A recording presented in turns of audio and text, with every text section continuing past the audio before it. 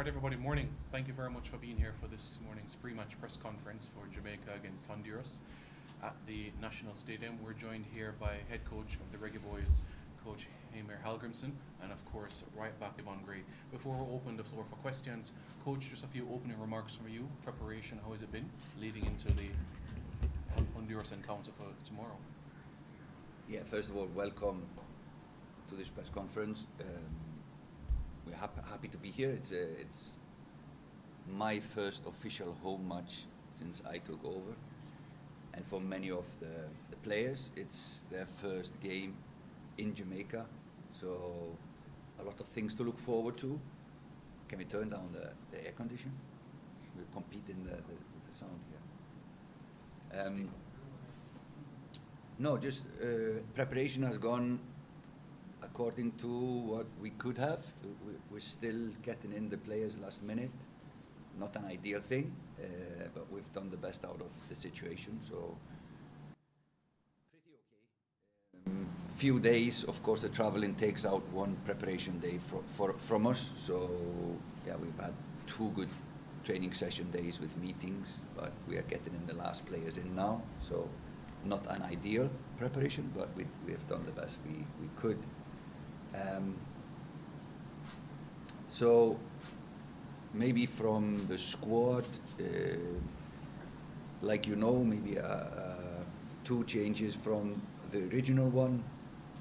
Dexter Lambequiza got a knock and a bone bruise, so he cannot train, and we thought it would be better to leave him in recovery in England, and Javain, of course, the obvious choice to replace him, was called in, came in a flash, so really good.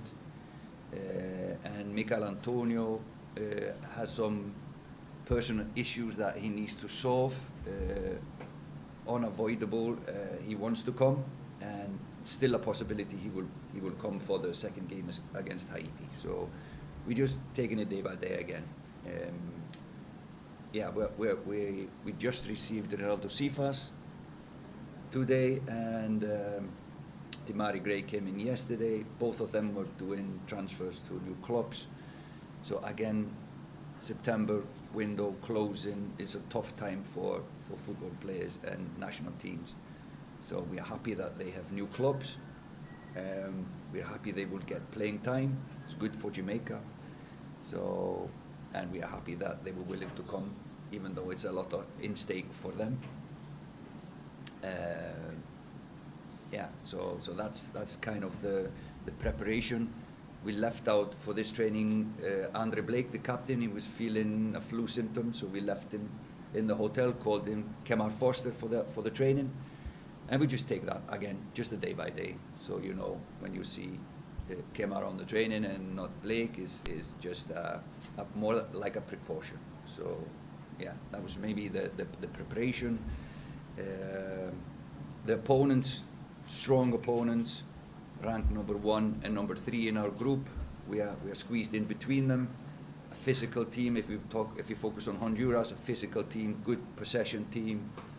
We watch their matches in the Gold Cup. We analyze them in the Gold Cup, so we know their players, their capabilities, their strengths.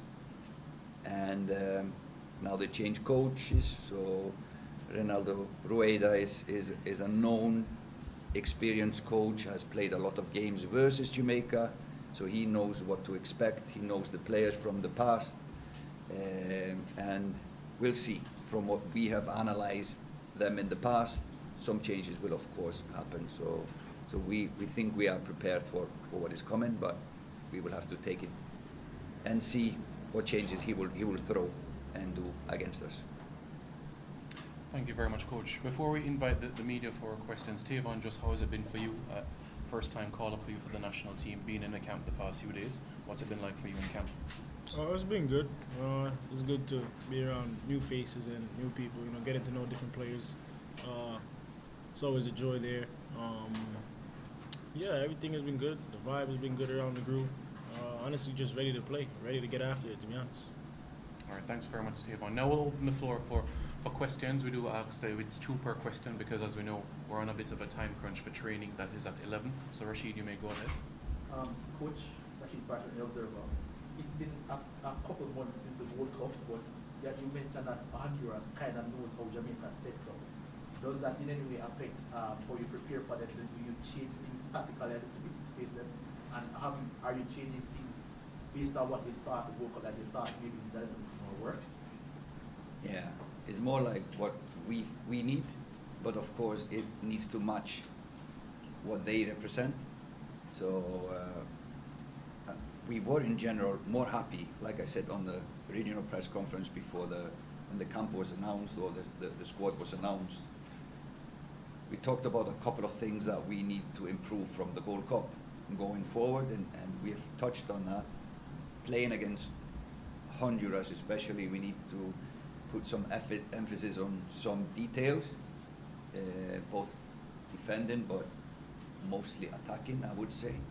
I'm not going to tell you what that is, but we will tweak some things from the Gold Cup that both we need to improve, plus we expect will be effective against them. I want to ask about Heimir as well. Move to Saudi Arabia. What do you think this means for him playing that different league that some may see as a step down from the intensity of the Premier League? Yeah, we'll have to see. Now, I know the Saudi league quite well, and it's the most intense league in Asia. So probably before all of this happened, it was the strongest league in Asia. In terms to intensity, I know that very few people know that league, but it's really intensive. It's aggressive and it's very intensive. And I know some of these players will struggle to play there, both because of the heat, the atmosphere is good, and there's a big pressure on all of these players. All the sheikhs from all the clubs expect to win the league, so it's a big pressure on all of these players going there. So I think in terms of intensity, it's a good league. For us, it's playing time is the most important, so he will play a lot of matches. And we will have to see how the league will grow, how it will adapt to all these new names.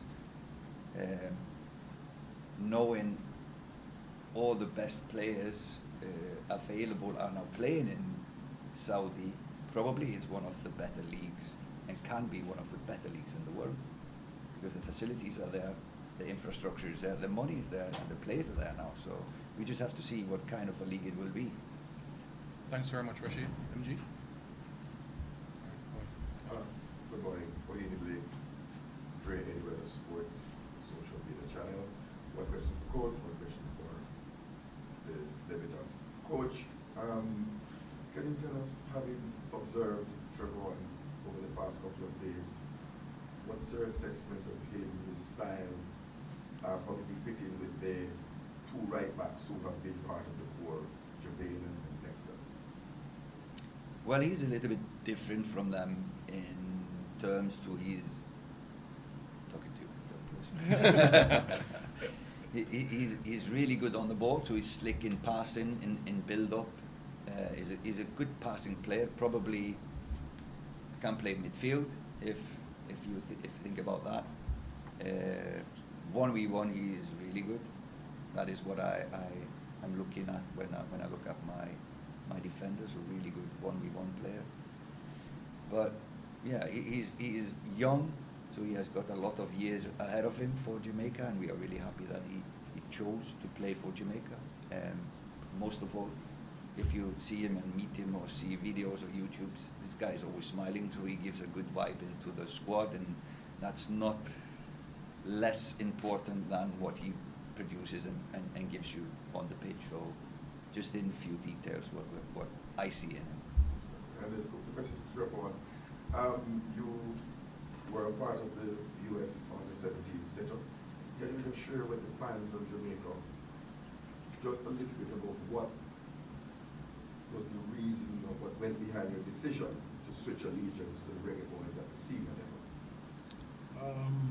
I think I had one call up from USA to like a camp, and I had got hurt probably like a week prior, and after that there was never really no contact, no reach out. So honestly, Jamaica reached out to me and I took the opportunity. I think it was pretty straightforward. And at the senior team level, like why would I not? Why would I not go? I think I made my family proud and myself.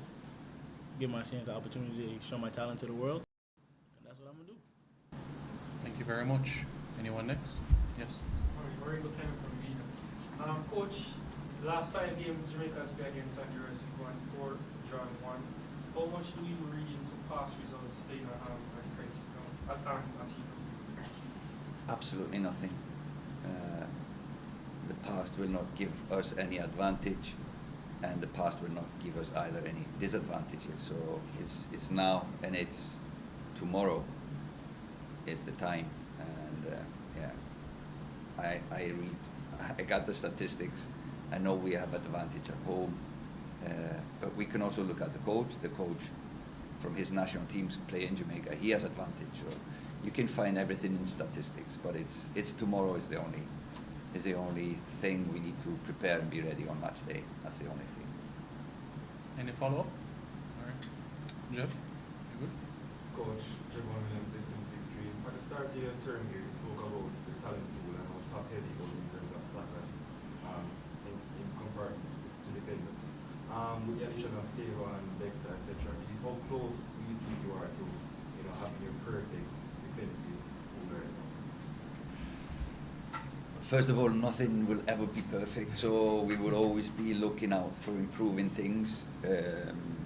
That's number one. We are really happy with the additions in the squad. I think in the Gold Cup, we saw the additions helped us a lot, so we will be on the lookout for new players. And for example, Dish, Lats, Tavon, young players. So for the future of Jamaica national team, it's positive.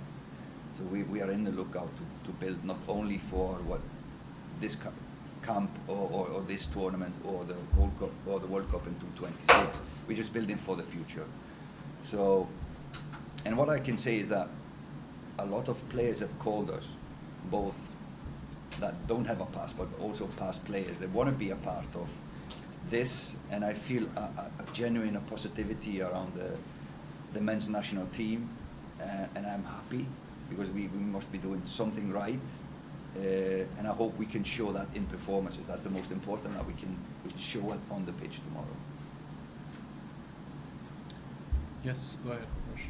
Russian Smith from this other sports league. Coach, you mentioned in the past that this project will take time and the results will come in the end. If you were supposed to put the project on a scale, a 100% scale, how far along do you think you are right now, and how long will it take to ultimately get to 100%? It's a guessing game, some number, I don't know, maybe 60-70%. But we want to do it correctly, not jump too far ahead and then need to jump back. We are building on something. We don't want to do too many things at the same time. Just we've said before, we want to start with being solid from back to front, and then it always takes more time to do the attacking game when you only have 2-3 sessions. So it's more important to be solid at the back, and most of all balanced when you are attacking, so you're not like punished when you lose the ball. So that's something that we are working on more than the attacking game. That will come later. All right, follow. You also mentioned that you want a fluid team that can change depending on the opponent and depending on the game. What are some of the core characteristics that we can look forward to say a Reggae Boys team, this is how we play, these are some things that we can look forward to from the team? For example, we saw a high press in the Gold Cup. What are some of those? Do and be successful at this level, at the national team level, against the best teams, you need to have discipline. You need to have focus and discipline on the pitch. That's number one. You need to be hardworking. So that's kind of 3 identities that all teams at this level need to have to be successful. I think the characteristics of Jamaicans are a speed and individual talent. So I would say the counter-attacking threat that we have should always be there. I don't mind if we press high or drop low. This speed, this individual talent, I can repeat the question then. No, I was where saying- where do I think we are at? No, you. No. I was asking about your experience here in the 1 year you've been here. What have you gathered from the football you played, what you've seen played here, and the culture being a part of it?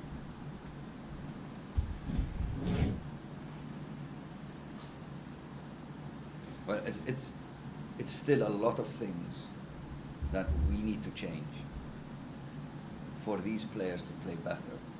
Meaning,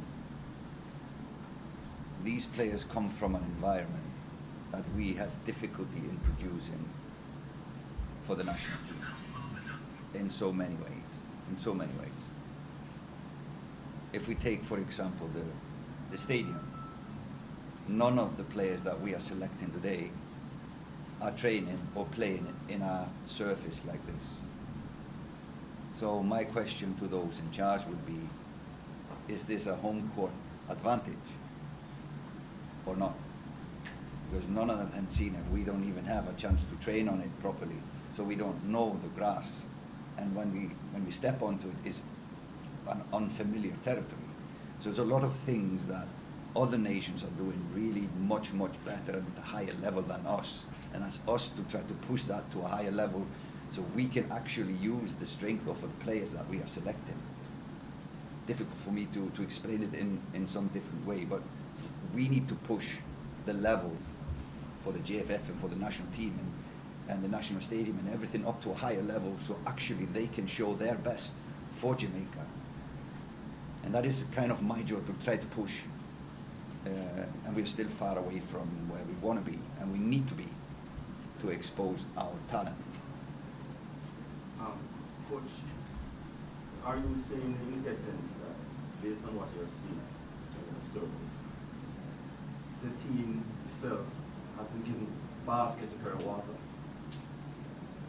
I'm not saying that it is what it is and we're not going to cry about the surface. I'm just saying I don't understand the priority. When it happens. I think we did a good steps in the goal because we spent a lot of time together. For example, this camp, we have 2 training sessions and a game. All right, so we can accommodate one more question. Go ahead, Jeff. Training is shortly. Go ahead, Jeff. Dave, a 21-year-old starting your national senior team journey. What's the mindset going in? Mindset, help my team win. Pretty straightforward.